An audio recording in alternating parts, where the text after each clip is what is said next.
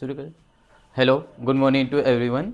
And आज हम बहुत इम्पोर्टेंट टॉपिक पढ़ने वाले हैं जो नाउन का ही कैटेगरी है सबसे पहले, है ना। और आप यदि हिंदी में बोलेंगे तो उसको कारक बोलते हैं ना। कैटेगरी में जैसे केसेस, केसेस मीन्स इंग्लिश में उसको कारक बोला जाता है, सॉरी हिंदी में उसको कारक बोलते हैं, है ना। तो सबसे पहले मैं आपको पहला केस से मिलाना चाहूँगा। उसको हम क्या बोलते हैं बताओ? सब्जेक्टिव केस, है ना। इसको हम क्या बोलेंगे? सब्जेक्टिव केस, है ना। ये अपने आप में सब्जेक्टिव केस होता क्या है? आप जब भी हम किसी भी सेंटेंस को डिफाइन करते हैं तो आपको ज़रूरत पड़ती है सब्जेक्ट, है ना, है कि नहीं। देन उसके बाद में वर्ब की ज़रूरत पड़ती है, देन उसके बाद में हमें चाहिए ऑब्जेक्ट की ज़रूरत पड़ती है ना। तो ये जो सब्जेक्टिव केस का यूज़ करते हैं ना, ये किसी भी सेंटेंस में हम सब्जेक्ट के प्लेस में यूज़ करते हैं ना। अगर मैं इसको डिफाइन करने की कोशिश करूँ, है ना, सब्जेक्टिव केस में एक्चुअल में होता क्या है, तो अगर मैं बात करूँ किसी भी नाउन, नाउन कोई भी हो सकता है। नाउन इज यूज्ड, क्या कहा मैंने, बोलना एक बार में। Noun is used as a subject. It means अगर हिंदी में बताओगे आप क्या लिखा है, हिंदी में इसका डिफाइन करके बताओ, हिंदी में क्या लिखा हुआ है ना। Noun is used as a subject, है ना। नाउन का यूज हम किसी भी सेंटेंस के सब्जेक्ट के प्लेस में यूज करते हैं, है ना। एक तो अपने आप में वो सब्जेक्टिव केस हो गया। सेकंड थिंग क्या होगा? सेकंड उसी के बाद में होगा ऑब्जेक्टिव केस। ऑब्जेक्ट या ऑब्जेक्टिव केस, वो क्या बोलोगे बताओ? ऑब्जेक्टिव, है ना। इसको हम क्या बोलेंगे? ऑब्जेक्टिव केस, है ना। क्लियर है? अच्छा, सिमिलर हम इसी प्रकार से बात करेंगे। जब भी हम ऑब्जेक्टिव केस को डिफाइन करेंगे ना, तो नाउन कोई भी हो सकता है। नाउन इज यूज्ड, क्या कहा? Noun is used as an object. क्या बोलोगे? एक बार पढ़ के सुनाना। एज एन ऑब्जेक्ट, है ना। इट मीन्स अगर आप किसी भी नाउन को किसी ऑब्जेक्ट के प्लेस में यूज़ करते हो तो आप उसको क्या बोलोगे? ऑब्जेक्टिव केस बोलोगे, ठीक है। अच्छा, इसको अगर इजी तरीके से समझना है तो आपके सामने एक सेंटेंस दे देता हूँ। जैसे फॉर एग्जांपल के लिए एक सेंटेंस दे रहा हूँ। फॉर एग्जांपल के लिए जैसे मैंने आपको कहा राम कॉल्ड रीना, क्या कहा मैंने? या हम, हाँ, दूसरा नाम दे दिया मैंने, राम कॉल्ड रीमा। ये अपने आप में एक सेंटेंस है जिसमें एक दोनों जो आपके सामने सब्जेक्टिव केस और ऑब्जेक्टिव केस को समझने के लिए आपके सामने एक सेंटेंस दिया है ना। इस सेंटेंस को ध्यान से देखोगे तो सबसे पहले आप ध्यान दोगे कि जो ये सब्जेक्ट के प्लेस में यूज़ हुआ है, नेम ऑफ पर्सन है, मतलब नाउन हुआ है ना, किसी का नाम। अच्छा, उसी के पहले जस्ट अगर ध्यान दोगे ना तो ये किसके प्लेस में रखा गया है? सब्जेक्ट के प्लेस में, है ना, सब्जेक्ट के प्लेस में, है ना। और नेम ऑफ पर्सन हुआ तो ये अपने आप में क्या हो गया? पार्ट्स ऑफ स्पीच के अकॉर्डिंग नाउन हुआ, है ना। नेम ऑफ पर्सन नाउन हो गया, ठीक है। अच्छा, अगर ये सब्जेक्ट के प्लेस में हो गया तो हम इसको क्या बोलेंगे? सब्जेक्टिव केस बोलेंगे। आगे आप ध्यान दोगे तो इसी सब्जेक्ट के बाद में वर्ब दिया है ना। राम ने किससे बुलाया? रीमा को बुलाया। अच्छा, इसी वर्ब के बाद में आपको क्या देखने को मिलता है? ऑब्जेक्ट, है ना।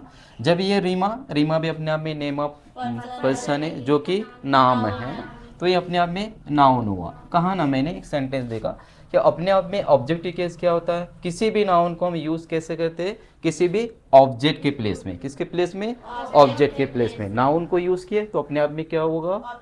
ऑब्जेक्टिव केस हुआ। सिंपल है। एक तो अपने आप में ये सब्जेक्टिव केस हो गया, ऑब्जेक्टिव केस हो गया।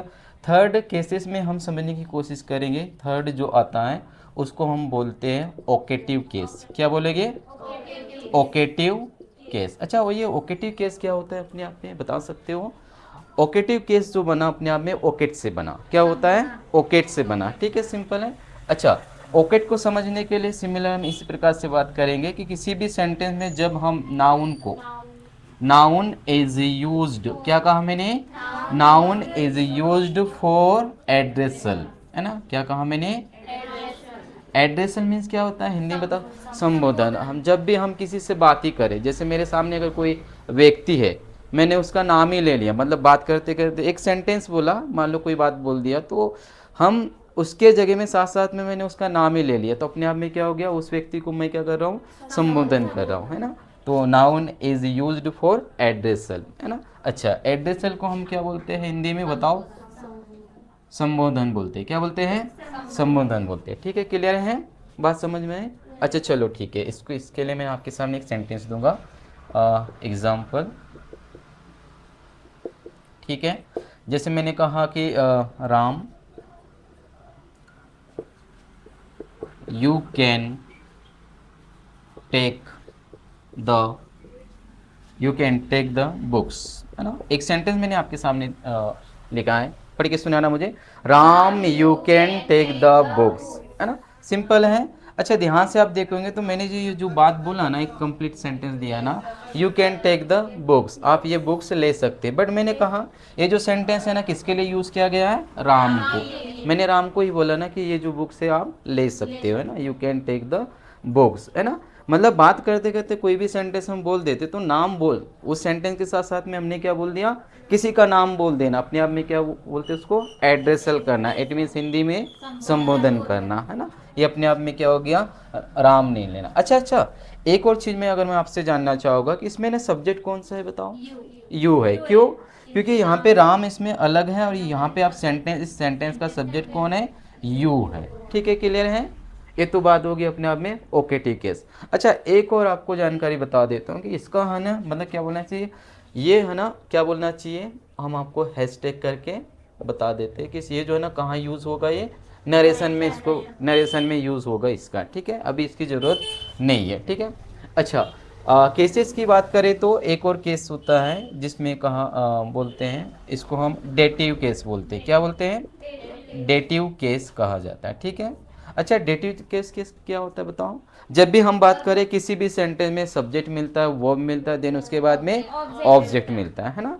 अच्छा यदि उस वर्ब के बाद में क्या कहा मैंने, आपके सामने सब्जेक्ट है ना, इस सब्जेक्ट के बाद में वर्ब मिलेगा, देन उसके बाद में ऑब्जेक्ट मिलना, एक सिंपल अपने आप में स्ट्रक्चर होता है ना, सिंपल से स्ट्रक्चर मिलता है। ठीक है।